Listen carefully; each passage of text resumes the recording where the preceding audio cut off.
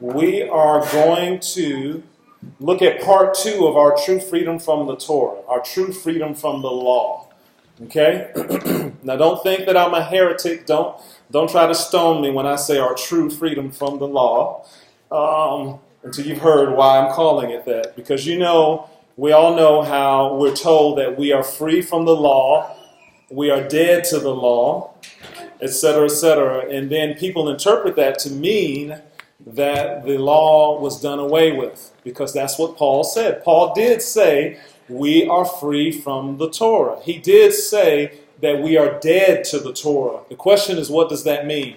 So last week, what we did is, I'm going to tell you what we did last week, but this week, we're going to learn when we were free from the Torah, why we were free from the Torah, and how we were free from the Torah. Last week, we looked at what it meant to be free from the Torah, okay? We looked at what was going on. So the first thing I'm going to do is I'm going to start off with a review of last week's conclusions, okay? We'll go through a review of last week's conclusions. And then after that, we're going to look closely at this stirring up of sin effect. That's what I call it. I call it the stirring up of sin effect from Romans chapter 5, verse 20. When Paul said, moreover, the law came so that the offense could increase. Okay? So he says the Torah came so that the offense could increase. So I'm calling that the stirring up of sin effect. And so we're going to look at when that occurred, we're going to look at why, and we're going to look at how today. Okay? So the first thing we want to do is we want to review what we talked about last week. So the first thing that we did is we introduced the problem. And the problem is that Paul did say we are free from the Torah. He did say that we are dead to the Torah. And he did say that we are no longer under the Torah. Okay? So that's what the problem is. And the problem is that most of Christianity, that's been interpreted to mean, well, we don't have to keep any of the commandments anymore. Okay? Which obviously you don't want to do that.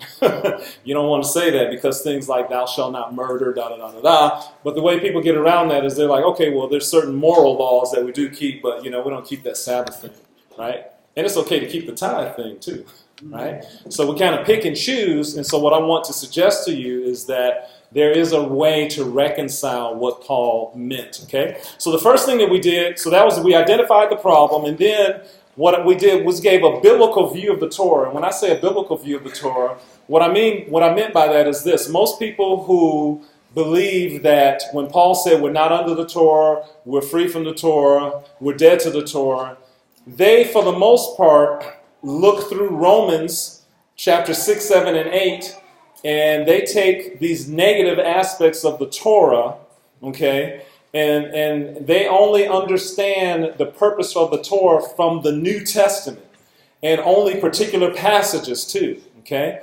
So what we did is we presented a biblical view of the Torah. We went back to the Torah itself, to the Old Testament, to see what Adonai said about his Torah and what the psalmist said and what other people said about the Torah. And we saw that it was nothing but good, right? There was nothing negative in the Old Testament about the Torah. You cannot go back to the Old Testament and find places where it was like, well, this Torah is really, onerous. You don't want to live under it, right? No, it was all about this is a good thing, right? This is going to be your wisdom in the sight of the nations, right? Oh, Lord, how I love your Torah. I meditate in it day and night. He sent his word to heal them, okay? And then what we did is we went through the book of Acts, because the book of Acts is the church in action, right? It's his congregation in action. And we talked about the fact that from Acts, that the book of Acts was written over more than, I'm not exactly sure if it was how many years, but I know that Acts 1 to Acts 10 was about 10 years, okay? And then, so the latter chapter of Acts, they were even further. So we have, I don't know what's happening there. I think someone, anyway, I'm not sure why that's doing that. So we looked at what the book of Acts, what the believers in the book of Acts, what they were saying about the Torah, okay? So we look through the book of Acts because throughout the book of Acts, it talks about how the believers related to the Torah. And we saw how over and over how it talked about how the Jews were zealous for the Torah. Okay, how zealous they were for keeping the Torah. So obviously, the first disciples, all of whom were Jewish, they didn't think that the law had been done away with, because all through the book of Acts, it's talking about how they kept the Torah. Okay? Then we looked at the fact that the Torah has different purposes or different functions or different roles. Okay? We looked at a number of different functions of the Torah. And the Bible makes that clear. It talks about different how the Torah does different things. And then we looked at that one peculiar verse, Romans 5:20, where it says, moreover, the law entered that the offense would abound. And we said this, we said, most societies enact laws so that people will obey them. Okay?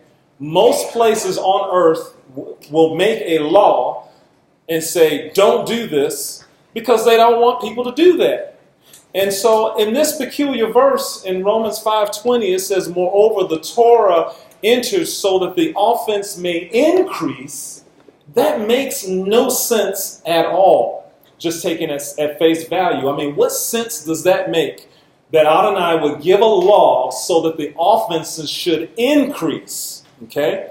So we said right then and there, we really need to look at this, because that's going to be really part of the key to understanding what Paul meant when he said we're dead to the law or we're free from the law. Because no one makes laws so that it can increase. Okay? So here so what we want to do is we want to look at every place in Romans where in the scripture here where it talks about the Torah's function or its role in making the offense abound. Okay? That's the first thing we want to do today, other than our review.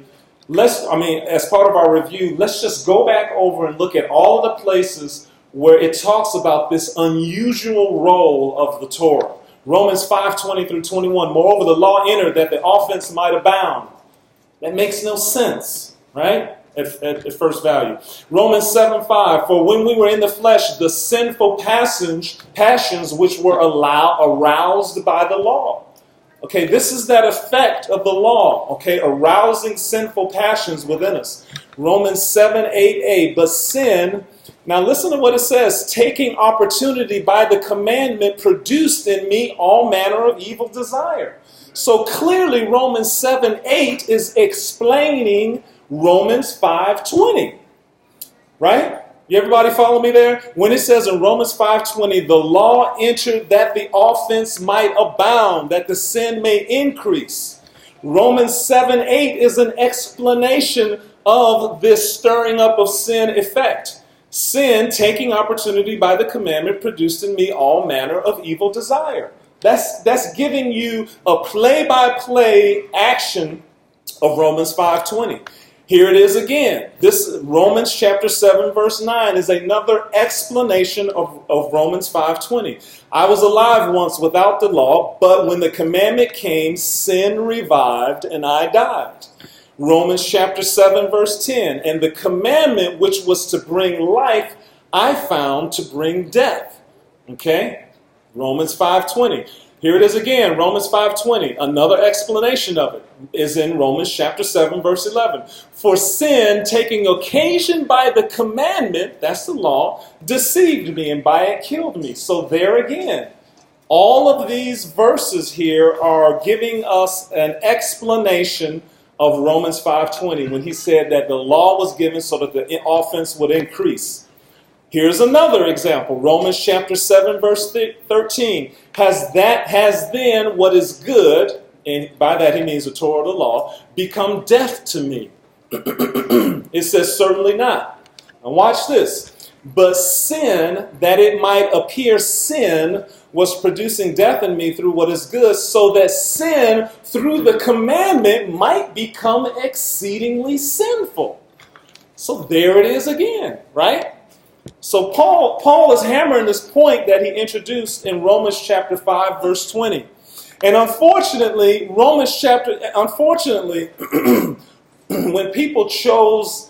they divided the Bible into chapter and verses, I think it was a huge mistake to start Romans chapter 6:1 where it did. It should have, if you ask me, it should have started at Romans chapter 5 verse 20.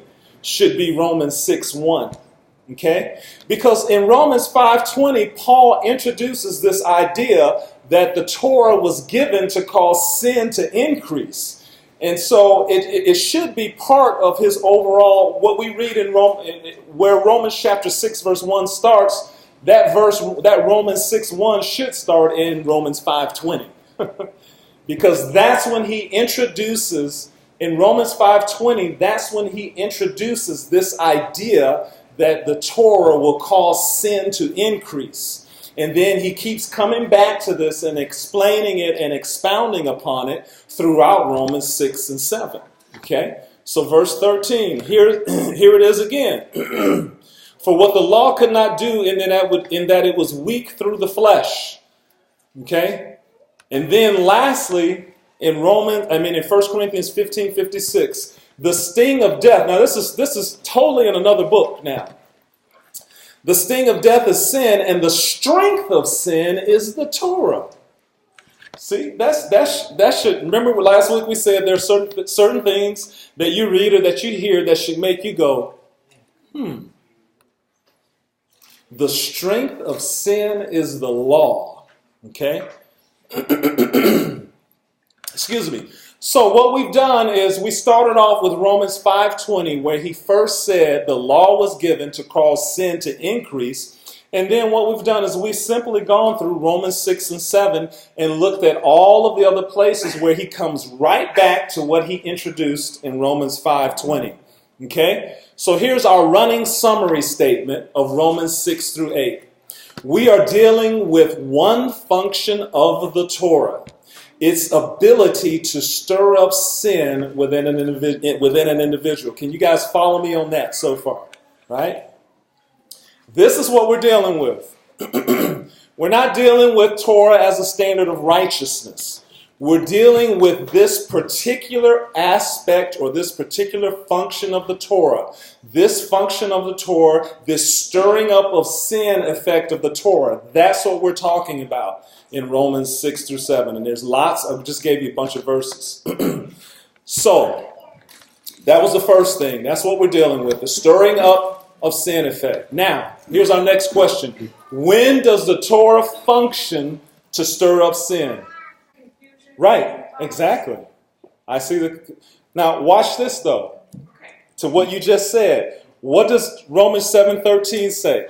Romans 7:13, it says, was producing death in me through what is good, speaking of the Torah, through what is good. Now listen to what he says. So that sin through the commandment will become exceedingly sinful. So that's going against what you're saying you want to say. So Paul is saying, look, this purpose of the Torah, one purpose, right? Just one aspect of the Torah is that it would make sinful people even more sinful. That's right. So let's not say that. What did you say? If we could say what? Causes you. Right here. He's saying that he wants it that through that which is good, so that through the commandment, through Torah, it might become exceedingly sinful. We'll get to the explanation. I must say, I love my brother Paul. He frustrates me too. Because if it were me, I wouldn't have written it this way either. Right? But now I understand what you're saying, but we'll get to what's going on here. But this is good, though. That was an excellent question, an excellent point, because it's showing that you're listening, you're engaged, and because you're right. Because the Torah doesn't do that to me. It doesn't do that, I bet, to any of you in here. But let's look at what Paul is saying. Paul's saying that this is one of its functions, is to cause people to become even more sinful, right? And remember what we said is like that doesn't make any sense, but we'll find out why.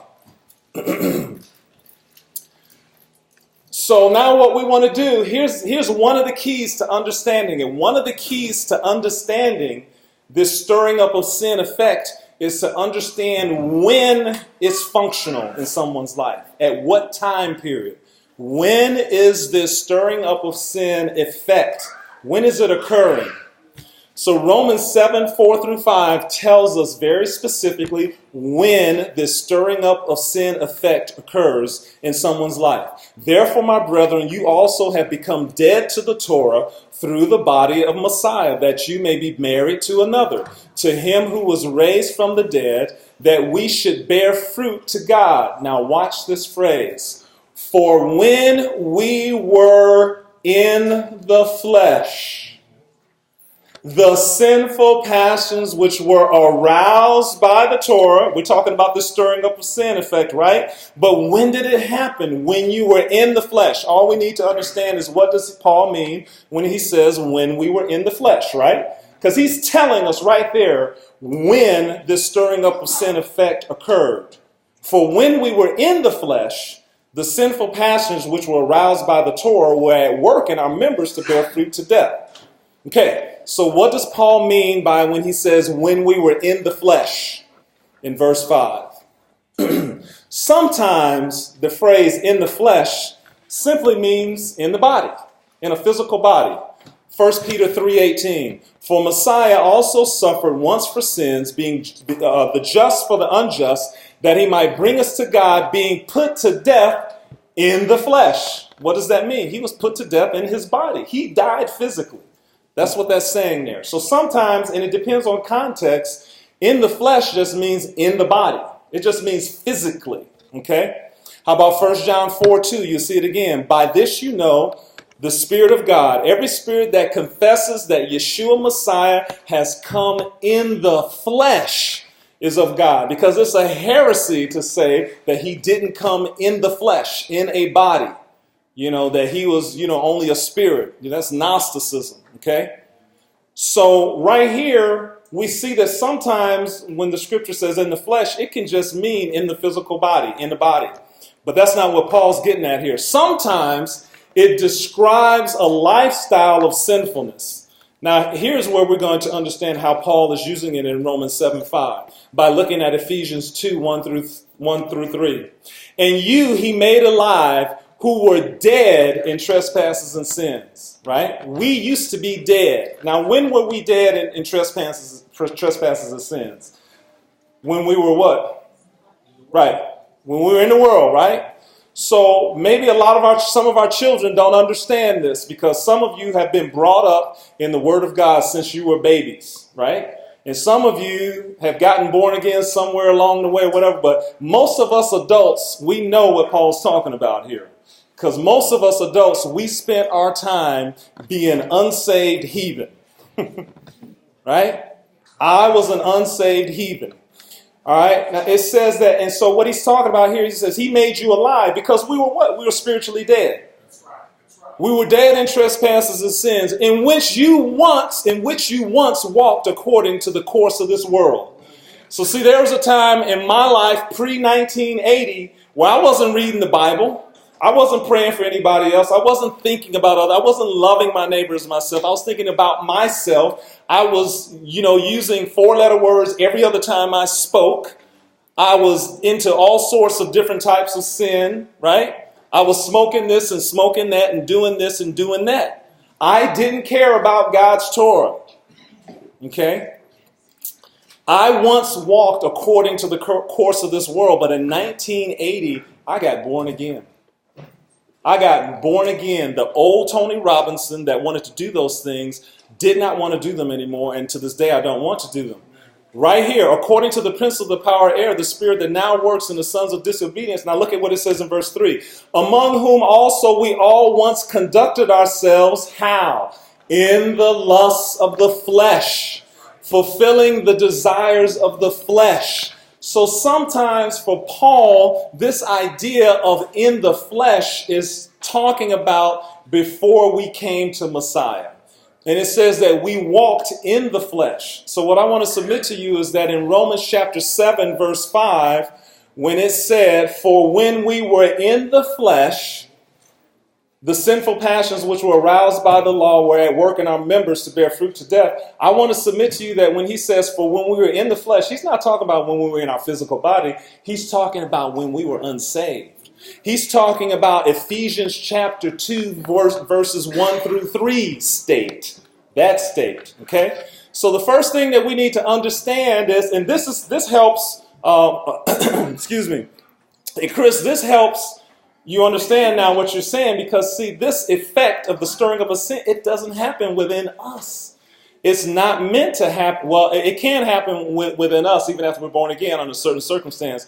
But this is something that happens to the unsaved. Okay, it happens to the unsaved. It's the whole idea of, you have a little child, and you're like, well, don't go, and don't do something, right? And then you can just see in their eyes, what is it? They want to try to go do it, right? That's the stirring up effect. That's the stirring up of sin effect that you can easily see in a child. Okay? Don't do that. And you walk away. And what do they start doing? Exactly that, right? It wasn't appealing until you said, don't do that, right? Don't touch that hot stove, right? And then all of a sudden, it's like, I want to touch that. That's how the Torah functions in the lives of unbelievers. Right now, when you tell someone that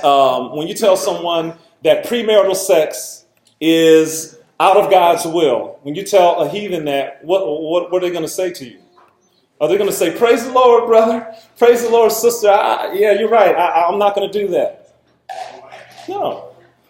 They're going to be like, "What? Who are you? What do you mean?" And they're emboldened to do it. They're like, "I'm not going to listen to you. I'm not going to listen to you or that Bible." Go ahead, Jeremiah. Right, now we're going to come to that because that's a special case. And we're going to look at that. I'm glad you brought that up because we are going to look at that. Because, see, I say it's special because they weren't sinners. They weren't sinners then. So it's not the same as with us. It was a little different. But we're going to talk about that. So does everybody follow me right here? Paul is telling us when this stirring up of sin effect occurs in someone's life. It was when we were in the flesh. Okay. In the flesh is Paul's way of saying in the unregenerate state, which is before salvation or before the new birth or the new creation. Okay. When we were in the right. Oh, yeah. Yeah. Same thing happens to me when Tina tells me to do something. It's like there's something that rises up. Right? It's like, who are you talking to? Right? So you are correct. You are correct. There is something still within us, right? Right? But here's something. Here's something here. Because I'm going to come back to that as far as how this works out in our lives as believers. Okay, but what the main point Paul wants us to see here is that he's referring to the unregenerate state. And so now, because you are correct, well, let me go ahead and say, it also refers to the believer when we walk in the flesh, when we don't do what we're supposed to do. Okay, I'll just go on and just say it now, right?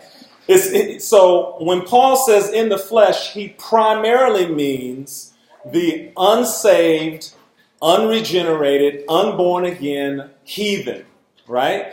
But it can also apply to a saint when we don't crucify the flesh. Okay? All right.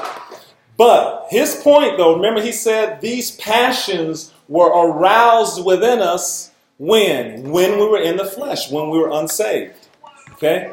So why use in the flesh as a metaphor of sinfulness? Here's the reason why. And I got this from the Jamieson Fawcett Brown commentary because I thought it was really, really good. He says the body is here viewed as the instrument by which because let's think of something. Is it really the body where sin resides? Does it start off in the body? No, it starts off in the heart, in the mind and heart, right? Because you remember Yeshua said, for out of the heart flow all these things, right? Now, does our body have cravings and do our bodies have desires? Yes, but still within our own minds and within our own hearts, your will is what tells you what you want to do, because you can overcome the cravings of the body. So the point I'm trying to make here is that the body is not the seat of sin. Now the body does have its cravings, and we have to learn how to put a stop to that.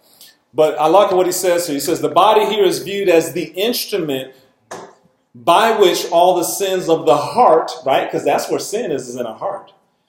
But he uses in the flesh because it is the instrument by which all the sins of the heart become facts of the outward life. And that's the number one reason right there why he says in the flesh. It's because why? Because that's how we act out all of our sins in our heart. We do things with this body, right? We hit people. We yell at people, right? We use people. We abuse people, right? We put other people down. We're not patient with other people. All of those things, they come out as some kind of action in our body. We either think it or we do it in some kind of way. But so he says in the flesh is because that's how we act out our sin, is with our flesh. But here's the second reason. The second reason is because it's the flesh itself that is the seat of the lower appetites, right? And it's called our mortal body. So that's a second reason why. Because yes, the body does have certain appetites. The body wants sensual pleasure. The body wants to be fed. The body wants to drink, right? It's like, feed me, I'm hungry, right? The lust of the flesh and the lust of the eyes. Our bodies do lust for different things. So because of the fact that the body is the instrument through which we act out all of the sins of the heart, and because of the fact that our bodies have these desires, they're not lower, the desire itself is not evil, it's the lack of control of the desire, right? Because of that, he says in the flesh. So here's a second place where he tells us when it was active. Romans 7, 9 through 11. He says, I was alive once without the law. Right? So now what does he mean by that? So this is another instance of when he's telling us when this occurred. I was alive once without the law, but when the commandment came, sin revived and I died. And the commandment which I found to bring life brought death. Why? Because it stirred up sin within him. So what does he mean by I was alive once without the law? Now, there could be a number of possibilities. And remember, he was brought up as a Jewish child, so the Torah was around him all the time, right? It could be talking about before the age of accountability. I'm not exactly sure. That's one possibility. It could be he's just talking about before he was saved, right? Or it could be the age of accountability. Okay, so we can think about that either way. I'm not exactly sure. He's not really that clear when he says, I was alive once without the law. Okay? So either the age of accountability or before he understood that he was supposed to obey Torah or whatever.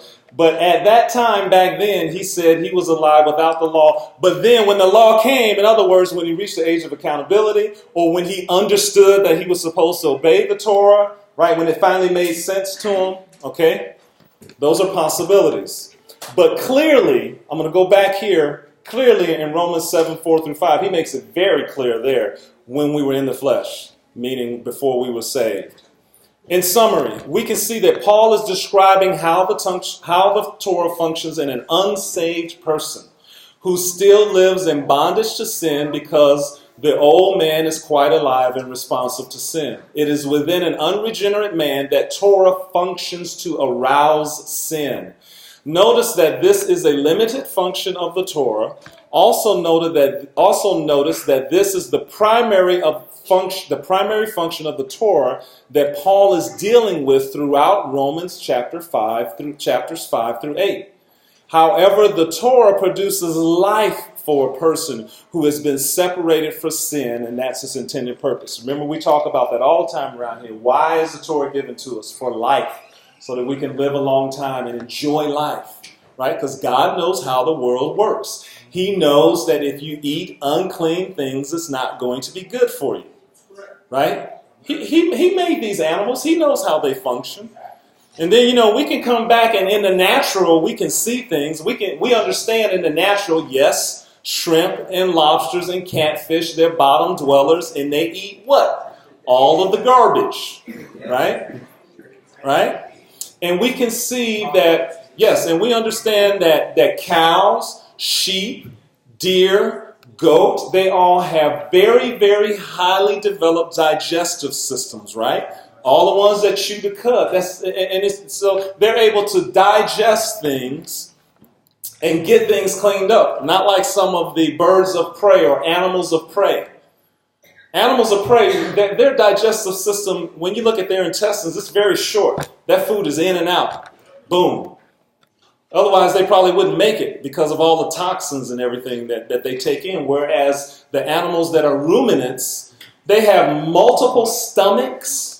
They have extremely long digestive systems to clean up everything so that when you eat them, you're not eating that which is bad. Okay? So we can look at it, if we just look at it in the natural, we can see what God is trying to do. But he understands that. Okay, so now here's our running summary. So now we got two things. We are dealing with one function of the Torah, its ability to stir up sin within an individual. That's what we saw. And the second thing that we saw is that the stirring up of sin effect occurs within the life of the unsaved or unregenerated. Now, what I'm going to do later on is I am going to show how it happens within the life of the saved person too, when they just refuse to live by the Spirit and walk in the flesh. Okay? That must be Aviella before I even look. Oh, look at that. All right? So now let's go to this last part. So we looked at what function of the Torah Paul is talking about. We looked at when it occurs. It's going to occur in the life of an unbeliever. And now we're going to see why. All right? So why does the Torah function to stir up sin? Okay? Now, this is pretty neat here. So we're going to go back to Romans 5:20 again, which is the first time he introduces this concept. The law entered that the offense might abound. Okay? Now, why does the Torah function to stir up sin? There's one reason why. Remember, we're talking about unsaved people, not us. But sin, see that word that's underlined? Sin, taking opportunity by the commandment, produced in me all manner of evil desire. Okay? So in other words, the Torah is not acting alone, right? It's not like the Torah comes and let's go back to Adam and Eve. Adam and Eve apparently had been obeying that commandment for a while, right? Don't eat from any other tree, right? When Adonai told them don't eat from the tree, because remember they had never sinned. So this law, it was not in effect in them. They needed a little bit of help. See what I'm saying? The serpent understood. I'm going to get back to that, but let's stay with this. We're trying to find out why does the Torah function stir up sin? It says sin, taking the opportunity by the commandment, that's the Torah, produced in me all manner of evil. What did the Torah need in order to produce evil in him? It needed something else. What was it? Sin. It's sin, right? Let's look at it in Romans 7:8, verse B. For apart from the law, sin is dead. Okay?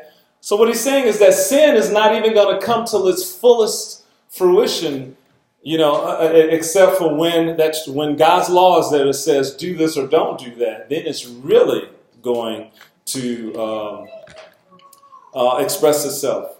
Romans 7:9, I was alive once without the law, but when the commandment came, sin revived and I died. Okay? So the Torah needs, it's not that it needs, but the Torah has the stirring up of sin effect because of sin. That's why. Because of sin in the person. Romans 7:11. For sin, taking occasion by the commandment, deceived me, and by it killed me. There it is again. It's sin in the person's life. That's why the Torah causes them to become more sinful. It's because the sin in their life reacts to the Torah. Romans 7:13b, but sin, there it is again, that it might appear sin was producing death in me through what is good, so that sin through the commandment might become exceedingly sinful. Okay? And then here it is again in 1 Corinthians 15:56, the sting of death is sin, and the strength of sin is the law. So here's a summary of this section here. When an unregenerated or sinful heart comes face to face with God's Torah, a reaction occurs. Since I'm a chemist, I figured I'd throw that in there. A reaction occurs because of sin in the individual. Now, this is where I want to go to the garden. So I call this the example of synthetic sinfulness in the garden. I love that look you just gave me, Laura. She's like, so what do you do? I was like, what do you mean by this? Right? All right. It was. I wish I could have taken your picture. It was great. It's like, Erica gives me that look sometimes. Yeah, she is. I know. Sometimes when I'm doing things goofy, she'll look at me like.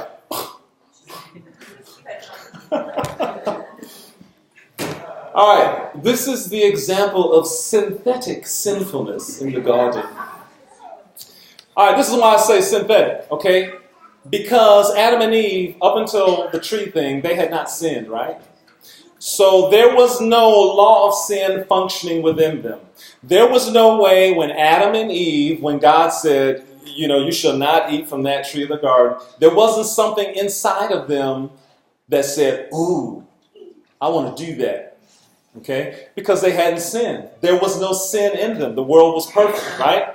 And the reason why I call it synthetic sinfulness is because they weren't sinners, so there was no way that they were, I don't think, on their own, they weren't tempted to eat from the tree. But guess what happened? You see, Satan understands how sin works. So what he did was he interacted with them in such a way that he got them to essentially do the things, lust of the flesh, lust of the eyes, and the pride of life. He suggested that to them. Okay? In other words, if he hadn't have suggested that to them, I don't think they ever would have eaten from the tree of the knowledge of good and evil. I think because, as Paul said, this law of this stirring up of sin effect, it only occurs in the unregenerated. Adam and Eve were regenerated. They were perfect. So they were, I don't know how long they lived in the garden before Hasatan saddled up to them. But the reason why I say synthetic sinfulness is because in an unbeliever's life, the sin is there, right? So when the Torah gives a command, boom, I'm not doing that, right? But with Adam and Eve, it's synthetic. Satan had to come and sow some seeds. And he did exactly the things that were needed. He got them to the lust of the flesh, the lust of the eyes, and the pride of life. For when this woman saw that the food was a delight to the eyes, right? That it was good for food, lust of the eyes, lust of the flesh, and that it was desirable to make one wise. That's the pride of life. Greeks seek wisdom. So they had outside influence. Since they weren't inherently sinful, they had outside influence to push them over the edge into basically acting on lust of the flesh, even though they didn't have it. Okay, that's why I said synthetic sinfulness. So here's our running summary. We're dealing with one function of the Torah, its ability to stir up sin. The stirring up of sin effect occurs within the life of the unsaved or the unregenerated. And then what we just learned, this stirring up of sin effect occurs, why? Because of sin in a person, a sinful, unregenerated heart, or it could be a believer who is living a sinful life. Okay? Could be a believer who's living a sinful life. Romans 5:20. The stirring up of sin function of the Torah to make the offense increase. Now, the stirring up of sin in action occurs in Romans 7:5. For when we were in the flesh, the sinful passions which were aroused by the law. Now what we're going to look at, and then how does the Torah function to stir up sin? but sin, taking opportunity by the commandment, produced in me all manner of evil. That's how. It's because of sin. Yes, John. Good analogy. Yep, it's there all along. The sin is there. But what the scripture is clearly saying is that there's something about sin that when God's Torah comes, that's why politically right now, with the left side of the Democratic Party, they are hell bent on seeing abortion and gay rights, all these things, right? It's gotten worse and worse over the years, right? This whole idea of abortion, they just think that is just so important. It's a right. Why is this? Why is it? Because it's because of God's law. Because God's law says, "Thou shalt not murder," not kill. Thou shalt not murder, right? It doesn't say you shall not kill. It says you shall not murder. And that's really what it is. It's the same thing with anything else, any of God's laws. People are, as a matter of fact, people today, who is everyone rebelling against today? Who is everyone rebelling against? God, right? In the Tower of Babel, who were they rebelling against? God. When it's all said and done, when people appear before the white throne judgment, why are they going to be judged? Because they were rebelling against God. Now, they don't know that. Most don't know that. But that's really what it is. Rebellion is against God. When Adam and Eve sinned, who were they rebelling against? They were rebelling against Adonai. All right. So how does the Torah function to stir up sin? It's through sin. Okay, so we went through those verses. Okay. So let me ask you guys a couple of questions. So we all see that this whole idea that there is this stirring up of sin effect, right? Who does it occur to? The unregenerated. When does it occur? When did Paul say it was active? When we were in the flesh. When we were unsaved, right? What is the vehicle through which sin becomes more sinful? The Torah, right? So the Torah, but what is it that couples with the Torah to make this all happen? Sin, right? It's sin. Okay, I just want to see what's coming up next. Okay, so next week when we end this, but I'm going to leave this with you. I want you to think about this. The Torah has this stirring up of sin effect in the life of an unbeliever. And the reason why it happens is because of something called sin, right? So what's the solution to the problem?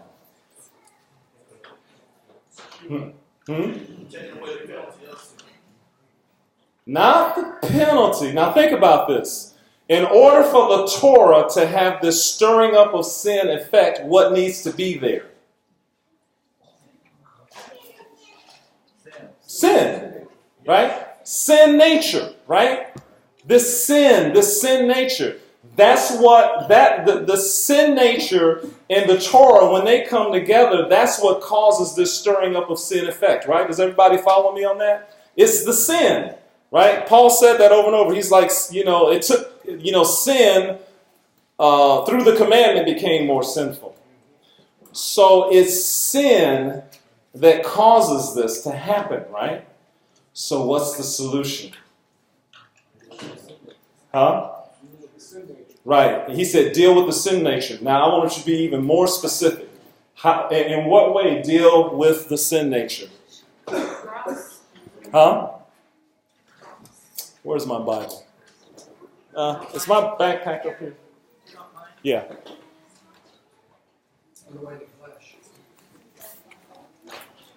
What's the problem? Sin. So what's the solution?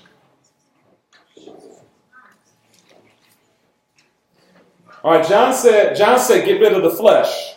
But what's the problem? Is the problem the flesh? Right, the problem is the sin nature. So what's the solution? Get rid of the sin nature, right? So I'm going to go ahead and read you the answer to how we get rid of this stirring up of sin effect. Watch this. Romans 6, beginning in verse 3. Let's start in verse 2. Let's start in verse 1. What shall we say then? Shall we continue in sin that grace may abound? Now that's the first verse after he said that the Torah came so that sin could become more sinful. Right? So then he says, hey, shall we continue to sin? Certainly not. Now notice what he says in verse 3. Or do you not know that as many of us as were baptized into Messiah Yeshua were baptized into his death? What was the problem? Sin. Sin and the sinful nature. That's the problem, right? So how do you solve the problem? Get rid of the problem, right? Get rid of sin or the sinful nature, right? And that's what Paul is explaining right here. He says, therefore we are buried with him through baptism into what? Death. That just as Messiah was raised from the dead by the glory of the Father, even so we should walk in newness of life. For if we have been united together in the likeness of his death, certainly we shall also be in the likeness of his resurrection. Knowing this, that our old man was crucified. So see, what happened when we were born again? When we were born again, what happened? The old man, right? See, I'm standing up here with a new heart. Right? Thane, you got a new heart, right? When did you get saved?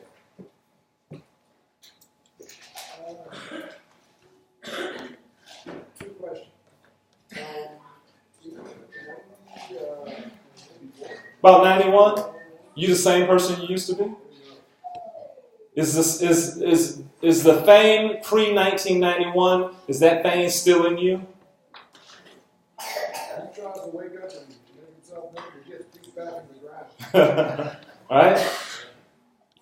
Laura, when did you get saved?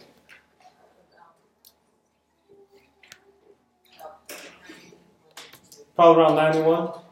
Did you guys listen to the same evangelist get saved? No, I'm just kidding. Right? Did you the same Lord that you were before then? John Tolan, when did you get saved? Is that when you were born again? So you were reborn, right? Remember Nicodemus was like, how can a man be born again? Right? So the old John Tolan had to die, right? The sinful John Tolan had to die. So in other words, what I'm saying here is that this is how God solves the problem. The old man, the old woman, the sinful nature, the unregenerated man, when you're born again, it dies. Okay? It dies. Okay? Now we may still struggle with sin, as born again people, but the old person who was against God, who didn't care about God, the Tony Robinson who didn't care about any commandments, he didn't care about going to church, he didn't care about reading the Bible, that person is long gone. That person is long gone. He does not live here anymore. And it's the same testimony that many of you guys have. The problem with sin or the sin nature, and the answer is Romans 6. The answer is Romans 6, where you die in Messiah. The old man dies in Messiah. The old sinful nature dies in Messiah. And you become free from sin. And see, some of us we either don't know that we've been freed from sin, or we may not believe it, because we still struggle with things. But you're not, if you've been born again, your sinful nature was done away with. It may not be our experience. We may be struggling with things, but this is what Paul is saying in Romans 6. The issue is that the sin in a person, the Torah arouses that sin, so God says, this is what I'm going to do. You are going to die. I'm going to take that old person I'm going to take that old sinful person and that person is going to die. I'm going to resurrect you as a brand new person. You are going to be born again. And now, guess what? The Torah no longer has that function in your life. You see? So that's the reason. So when Paul, when he says we're dead to the Torah, this whole context is the stirring up of sin effect of the Torah. So when he says we are dead to the Torah through the body of Messiah, what he means is that we are dead to the stirring up effect of sin of the Torah. Okay? The whole context. So we're gonna. So next week, the last one, we're gonna bring it all together. But this is it in a nutshell. That's it in a nutshell. In a nutshell, we are all born as sinners. When the Torah comes, the sin within our lives becomes more sinful. That's the problem. The solution is that this old sinful person literally dies and we are born again. Therefore, we are free from the Torah. We are free from the Torah's ability to cause sin to increase. Right? So that's Chris. It's like you were saying, Chris. You know, with all of us here, all of us have been born again. When I read the Bible, when I look at God's commandments, I don't feel like I want to sin more. That doesn't do, anymore. Now, before I was saved, it was a different thing. Someone came up and told me, you shouldn't be doing that. I was like, I am going to do it. Right? I'm thinking right now, there were certain things I said, well, I'm not giving this up. I'm not giving that up. Right? I can remember even when I first became a Christian saying something stupid like that. Right? Because I was carnal. Right? I mean, even when I was a Christian, I was still using 4-letter words. The guy that got me saved, at one point he pulled me to the side and he's like, Tony, he's like, you're saved now. Jesus has done this for you. You need to clean up your language. Because him and I would get together to pray, and I'm like, and when I look back on it, it's just crazy, But I mean, that's where I was, because that was my life, right? It's just, every other word. I doubt if there was like maybe 5 words that didn't have something colorful in it. And so when I got saved, him and I would get together to pray, and I'm still using those funny words, right? And he was like, Tony. And you know what? I said, I hadn't thought about that. It sounds crazy, right? It's like, you're a Christian, you haven't thought about the fact that you shouldn't be using bad language? I just hadn't thought about it. That's how much of a heathen I was. Okay? But that's the solution. We have died. Okay? So all through Romans, and this is the last statement because I'm going to get you guys out of here. The last statement.